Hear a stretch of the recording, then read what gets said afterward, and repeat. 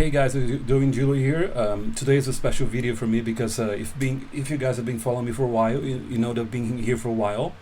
And actually, April 6th, April 4th, 6th, April 6th, sorry, marks my 25th Japan anniversary. Japan anniversary, I like that word. It's actually, I heard it for the first time when I said that to some friends that I've been here for 25 years. And because of that, I think I had plenty of time to observe the country and say what I like, what I don't like. In other words, if it's worth living in Japan for such a long time. And today I'd like to talk about the bad things about Japan. And of course, this is just my experience, my opinion. You're more than free to disagree, but please, if you do that, be polite. Okay? Alright, let's start with number 10. Maybe this is a little stupid for you, but for me it's a big deal. So the number 10 is what I don't like about Japan is cold winter. And probably if you know that I live in Osaka, you're gonna laugh at me because Osaka is not such a cold place. But rather than temperature, the problem here is a heating system. By the way, in winter, recently we have in a much colder winter. So this year we had temperatures below zero like 3-4 times. So in Celsius that's -3. That's probably 30 Fahrenheit-ish. So it's about that, because I know that 32 is equals Fahrenheit equals 0 Celsius. So yeah, it's pretty cold. But the problem is that it's not cold outside, because when you're on the train or in a building, it's pretty. The heating's working just fine. The problem is when you get home, because we don't have a central heating system. So when you're in the living room, you're fine because the heater is usually there. But when you go to take a shower, when you leave the living room, it's pretty cold. So that's number 10.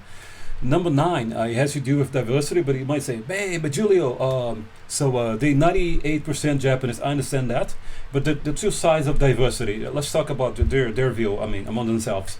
So you're supposed to have the same hairstyle, wear the same way, so they don't like people who stand out a lot. There's even a saying in Japanese that goes like, deru kui wa utareru, or the nail that's standing out must be hit, so you must level up with everyone. So I don't like that. So I have my own style, so I don't think I have to follow anybody else. When you get that to non-Japanese kids, it's kind of tough, because sometimes I hear about schools that ask kids to dye their hair because they have a naturally blonde or brown hair, so they ask the kids to dye their hair black to be like everybody else. Or this last article I read recently is a kid of African ancestry. So he had his hair like Afro style. So the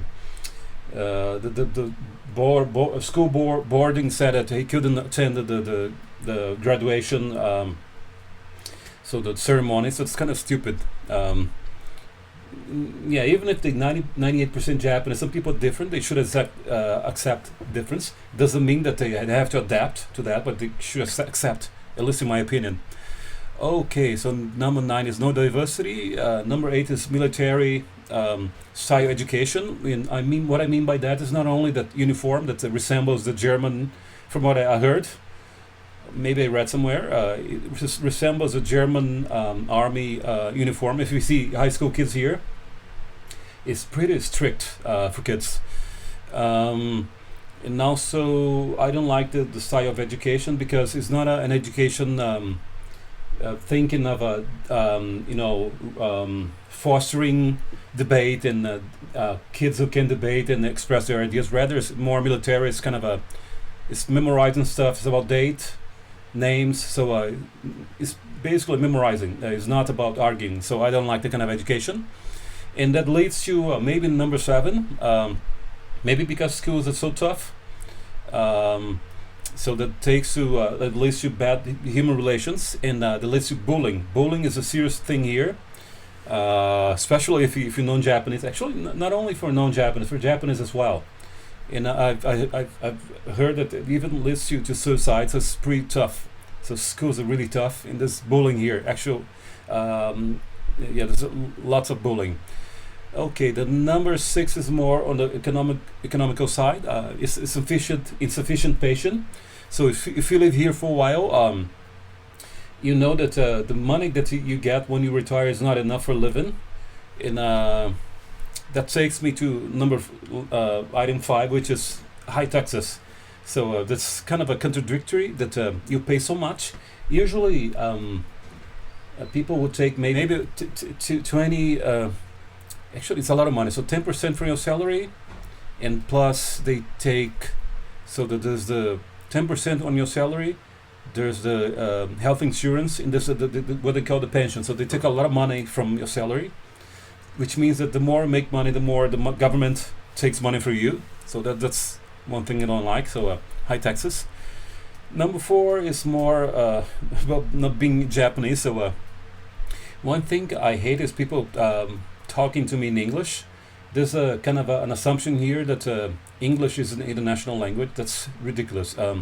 What I would say is it is a lingua franca. So in terms of business or education, or if you travel somewhere else in a hotel setting, it's very used. But once you leave hotels or leave your congress, I don't think you're gonna use much English. And I even want to make a video about that. So and it kind of sucks being talked at in English when I speak fluent Japanese. So it's stupid. Usually I don't respond because I don't have to. I say I'm not from an English-speaking country. Please speak in Japanese. I say that politely. And usually people don't force, because if they force, I respond in Chinese. Sorry. Yeah, Pere-chan is angry now. Yeah, Pere-chan is angry. No, not angry. Okay. And 4 leads to number 3, which is being always an outsider. It kind of it's frustrating, because even from the time I first came here, I was already fluent in Japanese. I had no trouble at all expressing myself. But regarding 98, which is the last time I came here, I didn't know the local language, or Osaka dialect, or in Japanese, Osaka ben. So sometimes I wouldn't understand some things they said. Usually it's about jokes. But even so, even after 25 years, people still think I don't understand the language. And I'm treated like an outsider, as someone who doesn't know the culture. As a matter of fact, I think I know better here than in my native country, Brazil, because I haven't been back for 20 years, so things change a lot. So maybe I'll be a foreigner if I go back to Brazil.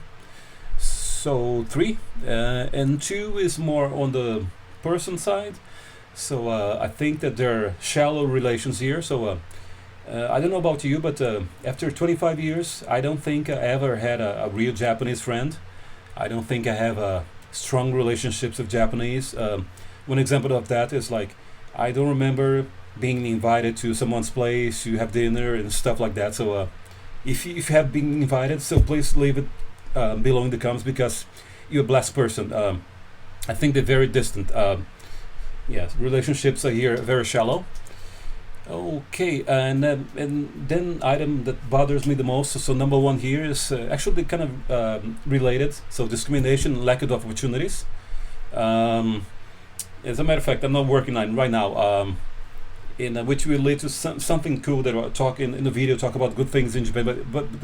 But item 1 relates to so discrimination. Yeah, that's the kind of discrimination I don't like here. It's not about people trying to avoid you on the train, which happens a lot. So if you're sitting on the train, people usually won't sit close to you. But the kind of discrimination doesn't bother me, because I have more space. I can put my bag. But the discrimination that bothers me is about work. So usually, if a foreigner, it's very difficult to find a job here. And in my perspective, so there are 2 types of working people here. Of course, there are exceptions, and of course, you're free to write your experience down in comments. But I see 2 types of people here. Either you're an English teacher, if you're native, which actually I don't know what it means. So if you're an English native English speaker, you can get a job, and then the rest usually is for us South Americans and people from Southeast Asia, Filipinos, maybe Chinese, and more recently people from Vietnam. So people work at factories. So that's discrimination I see here. So even if you have a good level of education, which is my case, masters, speak the language, it's difficult to get a good job here. And even if you do, I don't think someone can stand the Japanese working styles. Maybe we could talk about that in another video. Well, that's it. I think it's a long video.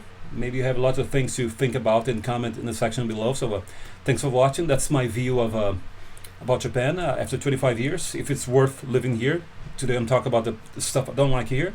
Hope you liked it. Don't forget to subscribe to the channel. Leave the turn on the notification so you won't miss any video. Don't forget to share this video, and don't forget to comment. And you can support my my work by being a member of this channel, or you can support me on Patreon. Again, thanks for watching. Have a great day. Bye bye.